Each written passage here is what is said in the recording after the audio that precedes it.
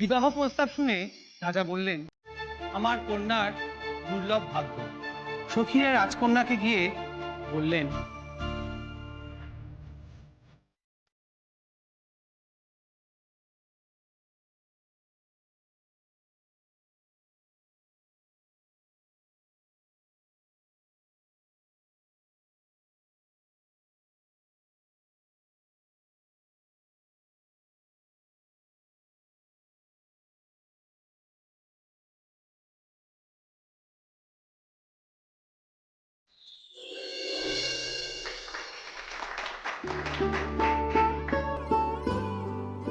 চৈত্র পূর্ণিমার পুণ্য তিথিতে শুভ লগ্ন।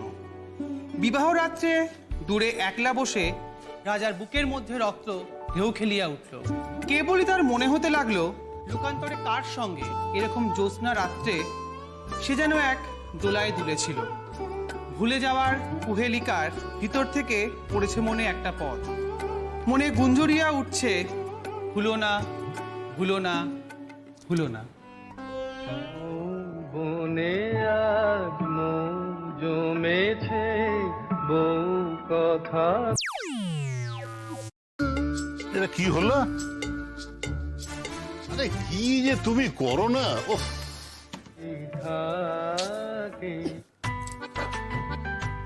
শোনো, গান যদি শুনতে হয় রেডিও নিজের ঘরে নিয়ে গিয়ে শুনবে। যাও, এই সময় একটু টিভি দেখবো, একটু সিরিয়াল দেখবো, কোনোদিন তোমার জন্য সেটা হয় না।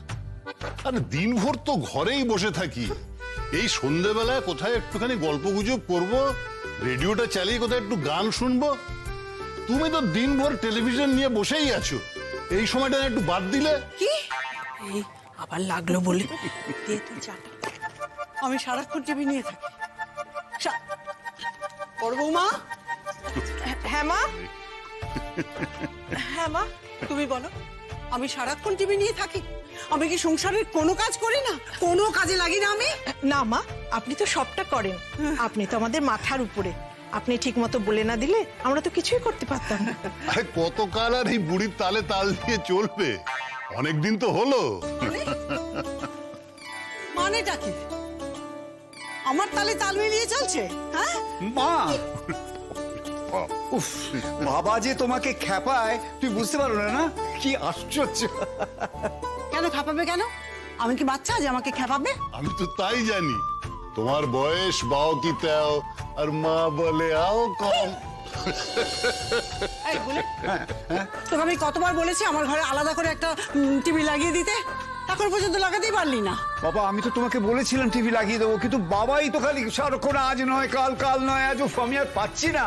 মা, বাইরে এখন ঝগড়াঝাটি করছো, আমরা সামলাতে পারছি। এরপর যখন তুমি আর বাবা ঘরের মধ্যে ঝগড়া করবে, কে সামলাবে? আমার তো মনে হয় বাদী আর বিবাদী দেয়ালে মাথা ঠুকে একদিন শেষ হয়ে যাবে। তো ভয়ই থাকি আমরা। খুব মজা না? খুব আনন্দ।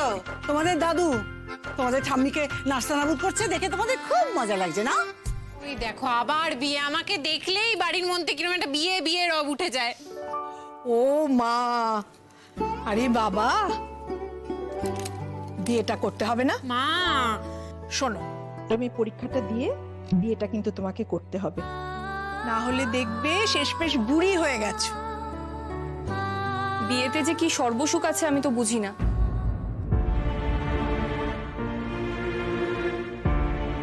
না মানে চাকরি টাকরি পেয়ে যেত, তারপরে কিছু একটা। জানিসই তো, মেয়েদের চাকরি করাটা খুব একটা আমি পছন্দ করি না। আমার জীবনটা তো এই করেই নষ্ট করেছো, চাকরি করা পছন্দ করো না বলে। এখন যদি একটা চাকরি থাকতো। কেন রে, তোকে কি আমরা অযত্ন করি? যত্ন অযত্নের কথা না, কিন্তু নিজেরও তো খারাপ লাগে। আচ্ছা, আমরা তো চাকরি করি না, কই আমাদের তো খারাপ লাগে না? পার্থক্য আছে। তোমরা তোমাদের বরের পয়সায় খাও, আমি আমার দাদার পয়সায় খাই। এমন করে কেন বলছো পিসিমণি? বাড়ির সবাই তোমাকে কত ভালোবাসে, আমি তোমায় কত ভালোবাসি বলো। খেন্তি, তুই এই কথাটা বললি বটে, তোর তো হকের পাওনা আছে। আরে তোর বাবা তো চাকরি করতো, রিটায়ারমেন্ট বেনিফিট আছে।